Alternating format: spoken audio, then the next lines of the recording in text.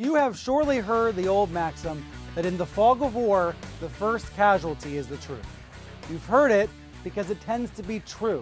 It's very hard to know what's really happening in Iraq right now. Of course, it's a country that will always be associated in our minds with bad intelligence. Sometimes reporters and TV producers have to rely on primary sources, photos and videos from people on the ever-shifting front lines. So the vetting process for this material is critical. Many people here at CNN do it every day. We have Arabic speakers who watch videos, translate them, cross-reference them, and sometimes debunk them. In fact, a message went out to the whole newsroom here on Friday, reminding everyone to steer clear of misinformation and mislabeled photos. For help with this, lots of other news organizations depend on a fascinating startup called Storyful. It calls itself a social media news agency. And here's a sign of how important this work is becoming. Last year, Rupert Murdoch acquired Storyful for $25 million.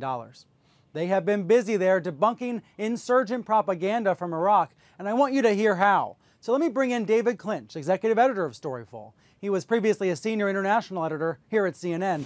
David, thanks for joining me. Nice to be here, Brian. Thank you. Let me put up two photos on screen that are from Twitter this week. Both of these are of Black Hawk helicopters, and the caption you can see on screen, it says, Al-Qaeda militants capture U.S. Black Hawk helicopters in Iraq. Are these images real? They're real images. They are not Black Hawk helicopters captured by Al-Qaeda or ISIS in Iraq. And this is a vital part of what we do as journalists, and really what all journalists should be doing nowadays. If you're covering a story like Iraq, and you do not have somebody on the ground who is exactly at the point where things are happening, you're going to have to use images that emerge from other sources. But that is not an acceptable excuse or reason for using images that emerge from the web that can be verified or, in this case, debunked. Now, it may very well be that ISIS and other forces captured weapons from the Iraqi army as they advanced. In fact, there's no doubt that they did. But there's significant evidence that, first of all, these particular images are old, and so therefore are not from this particular incident, and also some evidence that these kinds of Black Hawk helicopters were not supplied to the Iraqi army. I really want to hone in on this issue of where our information about Iraq comes from, because, as you said, there aren't a lot of reporters there. It's very dangerous to be working in Iraq. In fact, a well-known freelance photographer was killed in the fighting in northern Iraq this week. So when we see images, when we see videos, where are they coming from?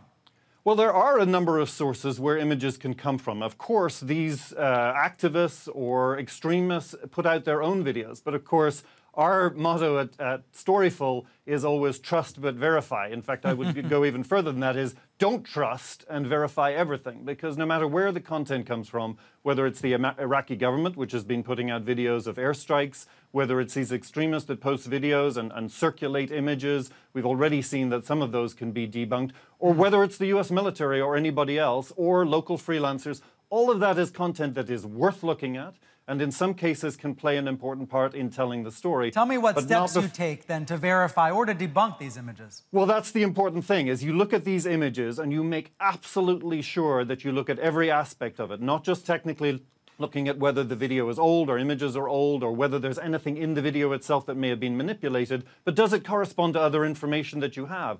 There are ways in which you can confirm certain things like geography, weather, whether there's other corroborating evidence. So geography, for example, does that mean you're looking at Google Maps and trying to cross-reference images that you see from satellites or from the ground? Right, absolutely every piece of evidence and every piece of available technology can be applied, as well as, of course, journalism and experience. There's an inherent knowledge in our team at Storyful where somebody can see that an image is circulating of a helicopter being shot down in Ukraine, and immediately we're able to say, well, that helicopter was shot down, but it was Syria last year, and here's the video, and we can show the two images next to each other. So technology, plus journalism, plus expertise and an institutional knowledge. And I saw the Pentagon this week even came out and warned about this propaganda war. They said that they were seeing images copy and pasted and photoshopped from the militants. Right, absolutely. This is not a trivial issue. You really do need to dive into these things and make sure that they're real if you're going to use them to tell the story. David Clinch, thanks for joining me. Absolutely, Brian. Thank you.